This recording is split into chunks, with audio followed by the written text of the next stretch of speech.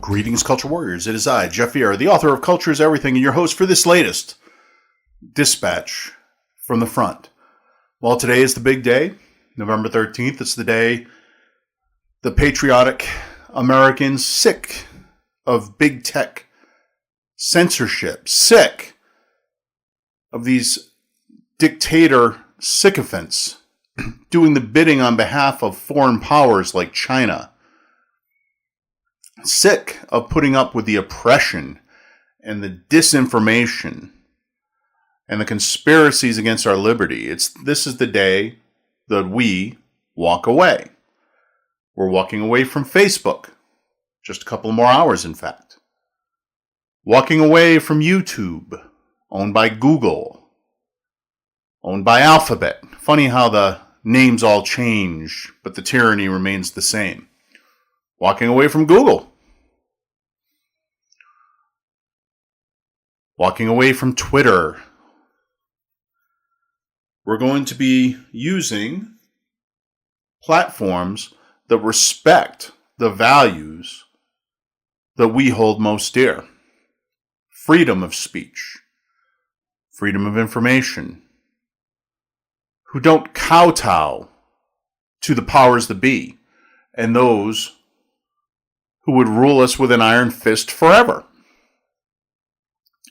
These are sites where you will learn the latest evidence on whether masks work to prevent the transmission of COVID-19, where you'll learn about the current election and the allegations of voter fraud, where you'll learn about the debauchery of the ruling class, including the man who would be president, creepy Joe Biden.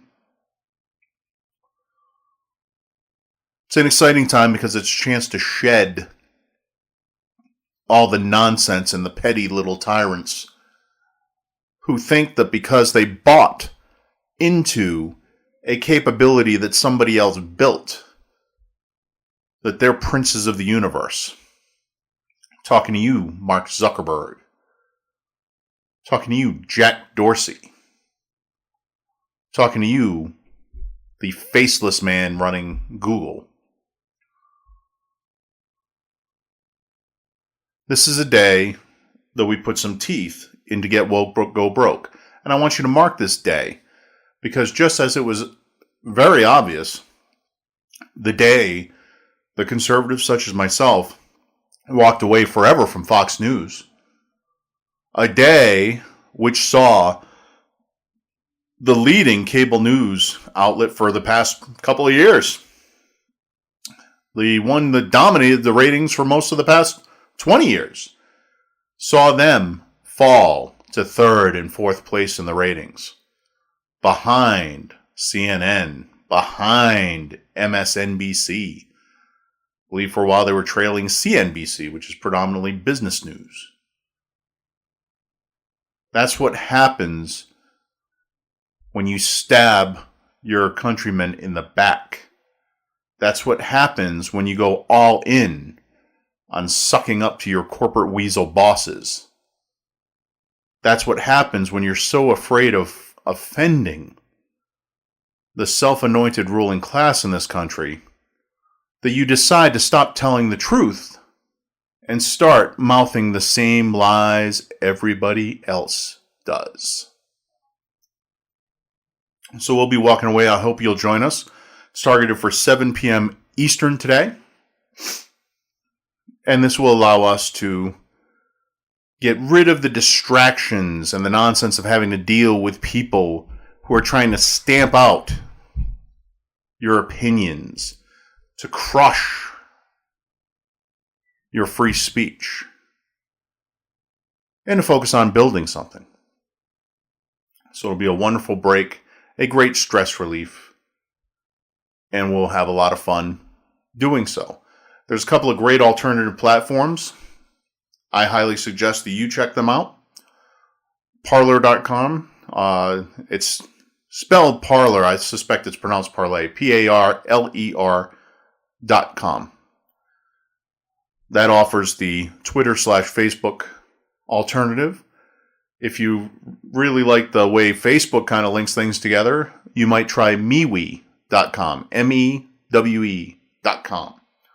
or Gab.com, GAB.com. All excellent free speech alternatives to Facebook and Twitter.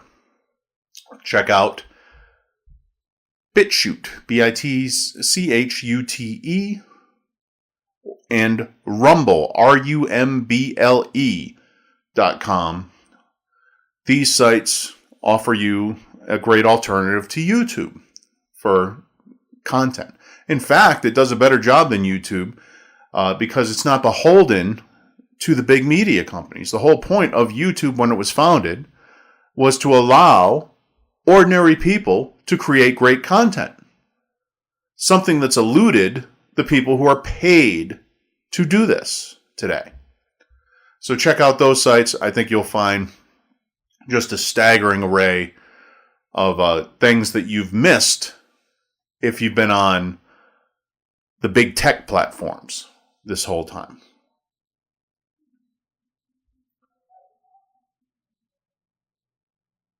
And I'd ask all of you to pray for the nation. Donald Trump is taking his case to the corrupt courts in the United States. He's making his case for the state legislatures, which are slightly less corrupt than the courts are at this point. But it remains to be seen if the rule of law will be upheld at all, anywhere. As of this podcast being recorded, there are rumors that we're going into harsh lockdowns here soon. This is another attempt by the loathsome pedocrats to try to force us to acquiesce to the theft of the presidential election. Releasing that news about the vaccine by Pfizer was an attempt to say, see, if Biden gets in, this could all be behind us, you see, because we'll distribute this vaccine, and then the virus will go away magically, and then the lockdowns will go away, and then you can get back to feeding your family. But the fact that they withheld it till after the election tells you all you need to know about what will happen if President Trump finds his case upheld and returns to serve out his second term. They will agitate for more lockdowns. The virus will not pan out. The vaccine for the virus will not pan out. The virus already hasn't panned out. They're already threatening to cancel Thanksgiving and Christmas. The Wicked Witch of the Midwest, Gretchen Whitmer, governor of Michigan, has stated outright that people had better plan on doing something else. The governor of one of the most corrupt states in the Union, Rhode Island, has stated that you'd better plan on having Thanksgiving just with the people you live with. Aping Gavin Newsom, the utter moron running California, who before the election started telegraphing that he would be deciding who could have Thanksgiving with whom in the Golden State. Now, a court clipped his wings legally on that, but I don't think he's showing any signs of complying with a court order, and why should he? After all, these blue state governors are a law unto themselves at this point. Who will stop them? Well, I'll give you a hint. It won't be Joe Biden. So pray for our country.